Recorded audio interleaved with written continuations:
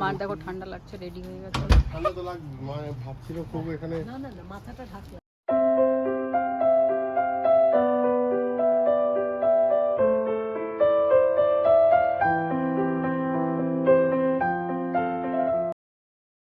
Hey guys, welcome back to my channel. और ये मैं हूँ अंजू, आपकी दोस्त माय डायरी में। और आप देख सकते हो कि मम्मा आ गई हैं, तो मदर इन लॉ आ चुकी हैं नीदरलैंड्स में। और इसीलिए वो उनका पहला दिन है आज नीदरलैंड्स में। और हम निकल रहे हैं बाहर थोड़ा मम्मा को लेके। और मैं बताऊँगी आपको रास्ते में कि हम कहाँ जा रहे हैं। तो मम्मा पूरी रेडी हो चुकी हैं स्वेटर वगैरह के साथ नीदरलैंड्स भ्रमण के लिए। और ये बहुत खुशी की बात है दोस्तों मेरे लिए कि हमने जो अप्लाई किया था मम्मा का जो वीज़ा यहाँ पे नीदरलैंड्स में, शॉर्ट शेंगन वीज़ा, वो विजिटिंग फैमिली एंड फ्रेंड्स का, वो अप्रूव हो गया और एकदम ठीक ठाक से जल्दी टाइम पे हुआ। और मम्मा अकेले आई, ट्रैवल की हैं पूरे, तो with the help of assistance मम्मा को काफ़ी ईजी हुआ यहाँ तक पहुँचने में। तो अब मम्मा यहाँ रहने वाली हैं कुछ दिनों तक, जो कि स्पैन होता है शॉर्ट शेंगन वीज़ा के लिए, एंड फिर उसके बाद वापस जाएंगी। अगर आपको कोई भी इन्फॉर्मेशन चाहिए regarding the visiting family and friends short Schengen visa Netherlands के लिए या यूरोप के लिए, तो आई बी ग्लैड कि मैं अगर आपको कोई भी इन्फॉर्मेशन दे सकूं, तो ज़रूर मुझे पिंग कीजिएगा इन द कमेंट बॉक्स। तो पहली जगह जो हम जा रहे हैं वो है ज़ीमन। वो नीदरलैंड्स में एक्चुअली यहाँ पे सारी हाउस होल्ड आइटम्स मिलती हैं, चाहे वो कपड़े हो या फिर घर के लिए, किचन के लिए, जो भी बाथरूम के लिए जो भी चीज़ें होती हैं वो यहाँ पे मिलती है। और मम्मी को निटिंग का बहुत शौक़ है, मम्मी का वो एक्चुअली हॉबी है और वो अपना काफ़ी टाइम निटिंग स्पेंड करती हैं। तो जबकि मम्मी को पता है कि नीदरलैंड्स में जो वुल होते हैं, जो वुलन मटीरियल होता है यहाँ का, वो फ़ाइन होता है, अच्छा होता है। तो मम्मा को अपनी निटिंग के लिए वुल चाहिए था, तो मैं इसीलिए उनको ज़ीमन लेके आई हूँ। यहाँ पे उनको अच्छे अच्छे कलर के और वैरायटीज़ में वुल मिल जाएंगे, क्योंकि तो अभी हम कुछ स्पेसिफ़िक कलर ढूंढ रहे हैं अपने वुलन निटिंग के लिए, और वो लगता है मम्मा को मिल गया है। मैंने उनको बोला है कि मेरे लिए कुछ स्वेटर्स भी वो बनाएंगी, तो अभी यही सारी चीज़ें वो यहाँ पे बनाने वाली हैं। तो इसी के लिए वो उन्हें निटिंग का सामान लेना था। तो ये रहे कुछ कलर जो मम्मी को बहुत पसंद आया। मैं आपको ये भी बता दूं दोस्तों कि ये वुल जो है ना, ये ज़्यादा एक्सपेंसिव नहीं है, रिजनेबल प्राइस है, क्योंकि मम्मा ने इंडिया का प्राइस भी देखा हुआ है और मम्मा ने दुबई भी विज़िट किया था, तो वहाँ का भी प्राइस मम्मा को पता है। तो उसके हिसाब से उनको ये रिजनेबल लगा। तो अब देखते हैं मम्मा को क्या क्या कलर पसंद आया है। और ये देखिए कुछ कलर्स जो मम्मा ने चूज़ किया है अभी फ़िलहाल। ভালো আছে? বলছি না, আমরা বলছি না, তুই বললে বলবি ছোটরা, আমার মা ভীষণ বিদেশি বই, বিদেশি উল, আসলে খুব সুন্দরী। আর ওইরকম তুই যেরকম সোয়েটার দেখলি সেই পাবি। ও আচ্ছা আচ্ছা, হ্যাঁ, ও তো উল কিনতে পাওয়া যায়। আর আজকে তো আমি শান্তিতে একটু দেখলাম, দেখি যাকে টিনটিন, এটাই আমাকে পাশে দেখিয়ে দিয়েছি, আর পরে দেখ। বাস বাস বাস, তুমি আগে বুনতে থাকো, তারপরে আসবে। রোজ হাঁটতে এদিকেই আসি আমরা। হ্যাঁ বাস বাস। नेक्स्ट हमारा डेस्टिनेशन है हाट का। तो आज हम जाने वाले हैं सैटरडे मार्केट मम्मी को लेके। सैटरडे मार्केट या फिर तो आप इसे फार्मर्स मार्केट कह सकते हो। तो नीदरलैंड्स में हर सिटी में, हर जगह पे लिटरली किसी ना किसी स्पेसिफिक दिन फार्मर्स मार्केट लगता है। तो इंडिया में जैसे आप सब्ज़ी बाज़ार देखते हो और हाट देखते हो, वैसे ही यहाँ पे भी किसी एक स्पेसिफिक दिन हाट बैठता है और फार्मर्स जो हैं अपनी फ्रेश वेजिटेबल्स लेके आते हैं। तो हम हर सैटरडे को यहाँ से ही सब्ज़ियाँ ख़रीदते हैं। और यहाँ पे कुछ और फ़िश, यहाँ पे मछलियाँ भी मिलती हैं। तो वो बेसिकली जो सी फ़िश होता है, लेकिन ऑब्वियसली वो मिलता ज़रूर है। और उसके बाद फिर हमारा जो सैटरडे का लंच होता है वो नॉर्मली यहीं से होता है, क्योंकि यहाँ की जो किबलिंग है, मैंने आपको पहले भी कहा है, नीदरलैंड्स की एक फ़िश की ये डिश है किबलिंग। तो वो बहुत पसंद है मेरे हस्बैंड को, तो हम यहाँ से ही किबलिंग खाते हैं। और फिर एक चिकन की डिश होती है वो। तो ये बेसिकली हमारा लंच होता है और हमारा लंच सॉर्टेड होता है सैटरडे के दिन हमेशा। सो आज मम्मा को वही एक्सपीरियंस कराने हम ले आए हैं। তোমার গাজর আছে? তোমার গাজর আছে? গাজর তো তুমি ফ্রি এনেছো। আর আছে লাগবে তো, তোমার ডেলি তো লাগে। ডেলি খাই গাজর।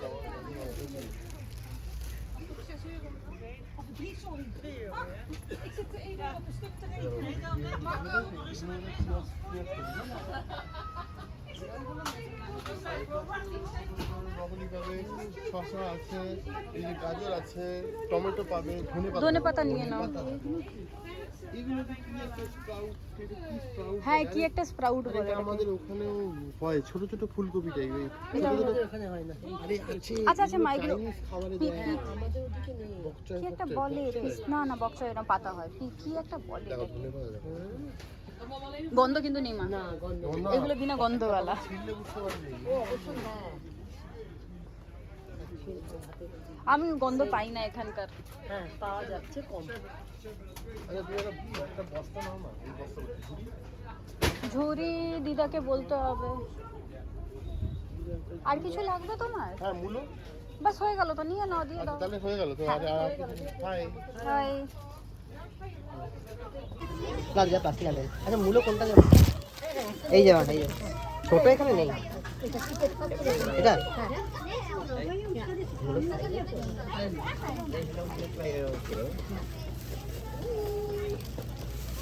ও বাবা এইটা বাদাম। আচ্ছা বিনস কি লাগবে না আছে? আচ্ছা তো বাদাম এখন থাক সবজি। এটাতে দিয়ে দাও ব্যাস। ছোট আলুর দম। ও আজকে প্রচুর মাছ এসছে। হাই দাও কাঁচা মাছ। নর্মালি অত মাছ থাকে না ডেলি। কিন্তু আমাদের মাছ নয়। तो दोस्तों मम्मा के साथ मैं आप सबको भी दिखा दूँ कि जो डिफरेंट वैरायटीज़ ऑफ फ़िश यहाँ पे मिलते हैं वो क्या क्या है। तो चलिए चलते हैं। देखिए ये रहे क्रैब्स, बड़े बड़े सी क्रैब्स एक्चुअली, जो मम्मा को पसंद नहीं आए क्योंकि वो समुद्र वाले क्रैब्स मम्मी नहीं खाएंगी। और ये देखिए सामने मुझे लग रहा है कि इलिश है, उसके बाद काटापोना भी हो सकता है, उसके बाद और क्या हमारे पहचान वाली मछली है? नहीं। तो दोस्तों सॉरी बट यहाँ पे ऐसी कोई भी मछलियाँ नहीं है जो मैंने कोलकाता में देखी हो सिवाय प्रॉन्स के। बाकी और सैल्मन भी मिलता है इंडिया में, बट उसके अलावा और कोई भी मछली जो मैंने इंडिया में देखी हो। तो इसमें से कुछ मछलियाँ हैं जो मुझे थोड़ा बहुत इंडिया की याद दिलाती है और हम वही मछलियाँ लेके जाते हैं। टिपिकल 1 या 2 हैं जो हम लेके जाते हैं और उसका टेस्ट भी लगभग हमें अच्छा लगता है। बाकी के बारे में हमें ज़्यादा आइडिया नहीं है, तो हमने कभी ट्राई भी नहीं किया है।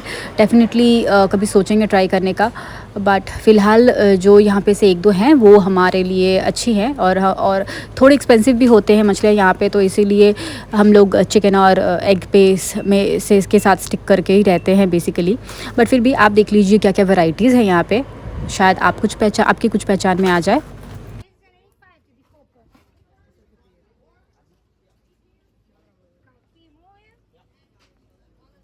तो आगे बढ़ते हैं वो उस दुकान की तरफ जहाँ से हम किबलिंग ख़रीदते हैं। किबलिंग बेसिकली है कॉड फिश जो होती है वो फ्राइड होती है, डीप फ्राइड होती है ऑयल में, तो एंड उसके अंदर वो पूरा इंटैक्ट होता है, बस उसके ऊपर थोड़े कुछ पेपर एंड सॉल्ट लगा के वो उसे फ्राई करते हैं। तो बेसिकली ये स्टेपल फूड है, ये यहाँ का फेमस खाना है नीदरलैंड्स का। और आप देख सकते हो कि दिखने में कितना ही टेस्टी लग रहा है। तो मम्मा ने भी ट्राई करा और उनको काफ़ी अच्छा लगा किबलिंग। তাহলে ভালো।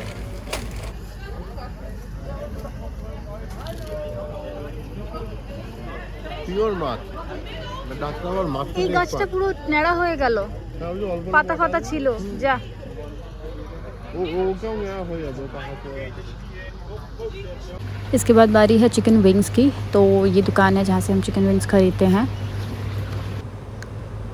और उसके साथ साथ ही अच्छी सी प्लेजेंट वेदर थी, लेकिन पता नहीं बारिश कहाँ से आ गई। तो ये है नीदरलैंड्स का मौसम जहाँ पे कभी बारिश कभी धूप कुछ भी होता है मिनट में।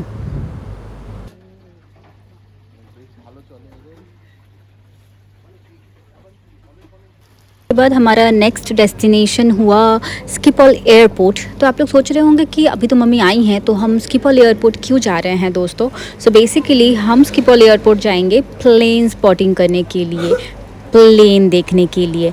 हाँ बिल्कुल सामने से एरोप्लेन देखने के लिए। बट ये बिल्कुल ऐसा नहीं दिखता जैसा कि आपने देखा थोड़ी देर पहले, बिल्कुल वैसा नहीं दिखता दोस्तों। अब हम जा रहे हैं पोल्डर्स बान की तरफ, जो कि एक प्लेन स्पॉटिंग एरिया है स्किपॉल एयरपोर्ट के करीब में, और ये एम्स्टर्डम में है एक्चुअली। तो बेसिकली मुझे पहले इसके बारे में कोई आइडिया नहीं था कि प्लेन स्पॉटिंग एक्चुअली होती क्या है, लेकिन फिर मैंने अपने हस्बैंड का जो लव था, जो पैशन था एविएशन के लिए और प्लेन स्पॉटिंग के लिए, because he always wanted to be a pilot, but जो कि पॉसिबल नहीं हो पाया। लेकिन उसके बाद he took up plane spotting and aviation के बारे में पढ़ाई करना।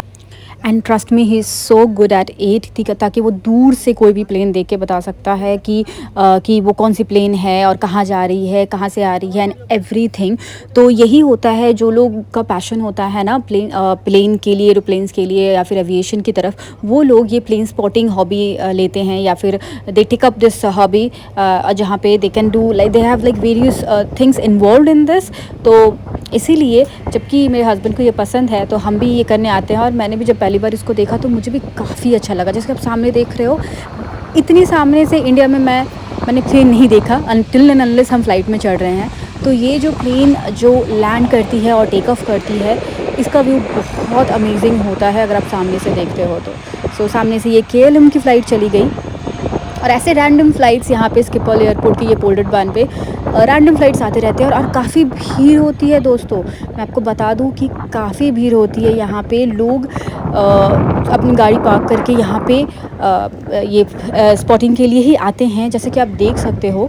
और उसके साथ साथ यहाँ पे इतनी अच्छी से ऑर्गेनाइज़ किया गया है ताकि यहाँ पे आप खाना खा सकते हो। They have a small toilet to use. तो ये एक जगह है जहाँ पे आपको अपनी हॉबी को कंटिन्यू करने का एक मौका मिलता है, जो कि मैं चाहती हूँ कि कोलकाता में भी ऐसी कोई जगह हो जहाँ पे हम ये सेम कर सकें।